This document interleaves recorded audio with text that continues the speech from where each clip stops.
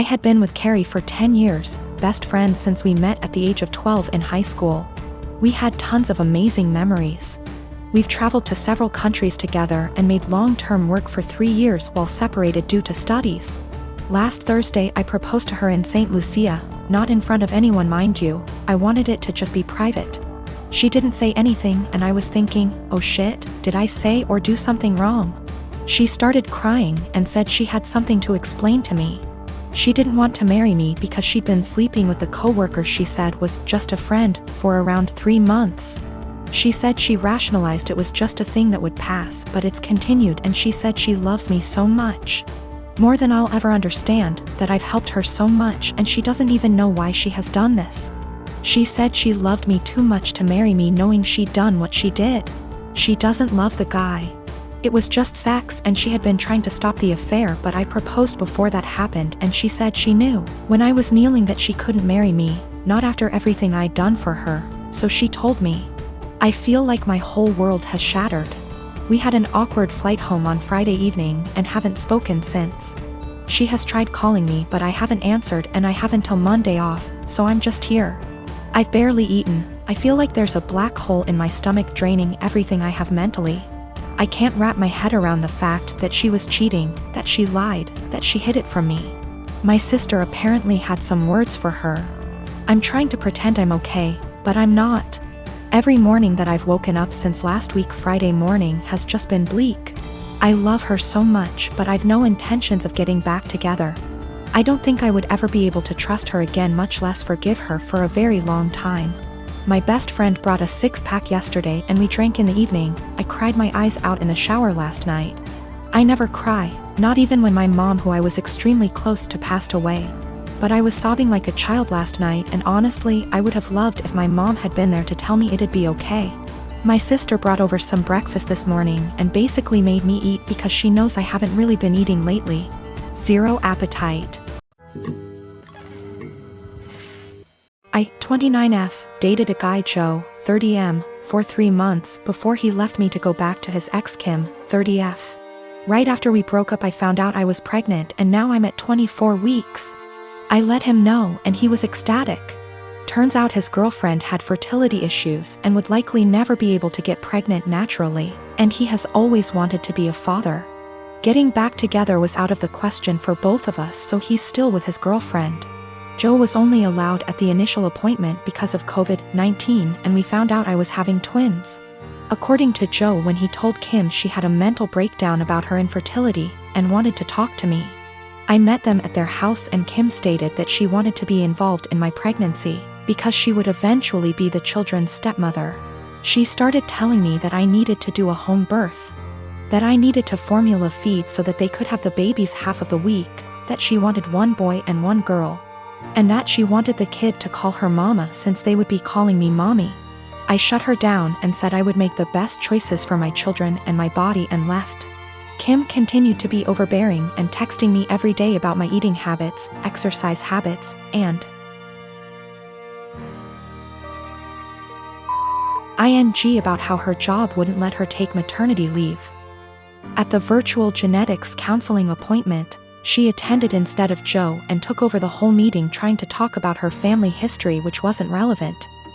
When it came time for my 20-week level 2 scan, they allowed me 1 guest and Joe suggested I take Kim instead of him, which I refused to do. Joe did end up coming and he found out the gender because I wanted to keep it a surprise for me so we could throw a gender reveal party. I put a pregnancy announcement on my social media and then she put up an announcement saying they were expecting twins, the non-traditional way, and how blessed she was. I was irritated but I kept my mouth shut. Then she threw a gender reveal party and posted it on social media. I wasn't even invited. She also announced that she's having a baby shower. I commented on her posts and told her to stop treating me like a surrogate, that the kids weren't hers, and that Joe didn't have any claim or custody of the kids until they are born. I then called Joe and reiterated all of this and stated that I would not be seeing either of them until we went to family court, and that my mother would be my birthing partner. He and Kim and some of her friends and family are saying I'm an asshole, and her mother even called and insisted I give her one of my babies. Like, this is the Parent Trap? I'm definitely getting a lawyer ASAP. Y'all have scared the shit out of me, but I'm happy you did. We used condoms because I do not react well to hormonal birth control, and I had to wait to get a non-hormonal IUD because of other medical issues. The Thursday I posted this, I went to the police and they stated that there was nothing they could do because a crime hadn't been committed. In my state, orders of protection are criminal or family, so I was able to get one against Joe. On Friday, I did get a lawyer and they let me know in my state there was nothing I could do as far as custody before the babies are born. So I will be leaving my state soon to ensure that this isn't my baby's home state and I can't be charged with anything. Kim came to my job, damaged my car, and broke a bunch of office windows. I work with kids, so she was arrested for not just the criminal damage and trespassing but also child endangerment, so hopefully, that works in my favor. Also, if Joe did it on purpose, I don't think Kim knew. Because she was screaming at me about how I stole her life and everything I had was supposed to be hers. I have orders of protection against both Kim and Joe. I left the state anyway and Joe and Kim started harassing me again because there's no legal jurisdiction when you leave the state. But I have enough evidence that I was able to press charges in my current state as well and will be pursuing a restraining order here. I am a 39 years old male, and I lost my son in 2019 due to a chronic heart condition. He was 15 years old. It was devastating and I just couldn't take it, especially when my family did little to nothing to support me during these difficult times. They didn't bring my son meals when he was at the hospital. They didn't let me go home and rest even for a few hours. They didn't take care of other things while I had a lot to deal with. I wasn't offered any help, just words. They'd just talk but do nothing. Despite the struggle, I've created an account for my son's college fund and kept putting whatever I could get at the time, and my son would talk about that a lot. He was depressed but always believed that he was going to get better and continue his education and attend college. I started saving money to keep him motivated and to make him feel like he could be like any other kid with hopes for a good future. He had a very close friend that's about the same age as him. They were friends for 5 years, and I can't express how his presence in my son's life helped him through the worst days. Sometimes his friend would spend the night with us and try to get my son to do activities and lighten up his mood all the time. To be frank, his friend was closer to him than his own family. He never stopped visiting and asking how I'm doing after my son's death. He'd show me handmade projects he made for my son and as a way to remember him, and we'd sometimes just sit and talk together or cry together. Last week, while I was with my family, my sister asked me what I was going to do with my son's college money. I didn't want to mention this, but since she asked, I told her that I will be giving the money to my son's friend. She barely even recognized his friend and was confused and said that my nephew deserves this money since he's family. My mom agreed that I wasn't thinking straight and that I should help the people close to me, family, and that my nephew has a right to go to college, and I was wrong for giving this opportunity away to someone else.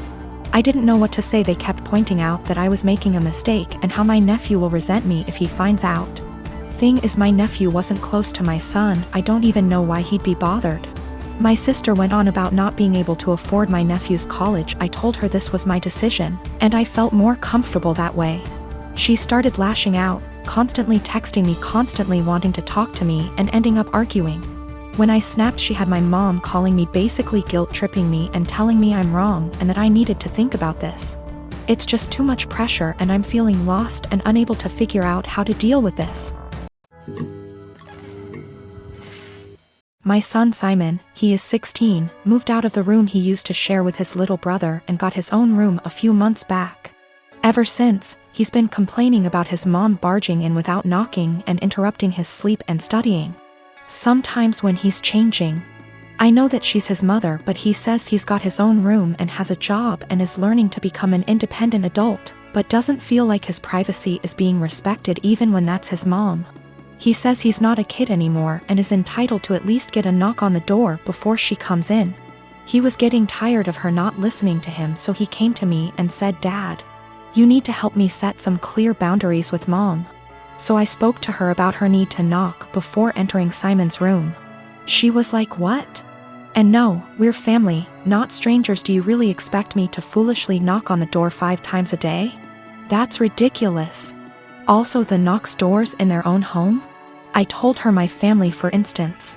She made a face, then went on a rant about how my family hate each other's and the way they treat each other's like they were strangers is shameful. I told her family or strangers, it's about respecting one's privacy. We had an argument about it, and I told her if she wasn't going to stop with the barging and refused to knock on the door before entering, then our son will get a lock. She did it again at 11 p.m. She barged in when our son was asleep. He jumped up because he got scared. Once he told me this, I told him to go ahead and get a lock and pay for it with his own money. There was literally no other way.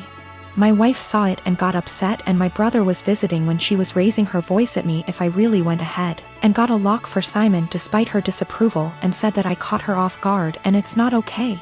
Because this teaches our children that they can manipulate one parent into doing what they want. I told her that Simon got the lock, not me, and I already warned her about the possibility of him getting a lock because he was getting tired of her boundary crossing. So she should have expected this outcome. She mentioned the same above points in her defense and said locks mean secrets, and that's not good. My brother was sitting watching while she was complaining. She began chewing him out when he asked her to let Simon keep the lock and said it wasn't a big deal.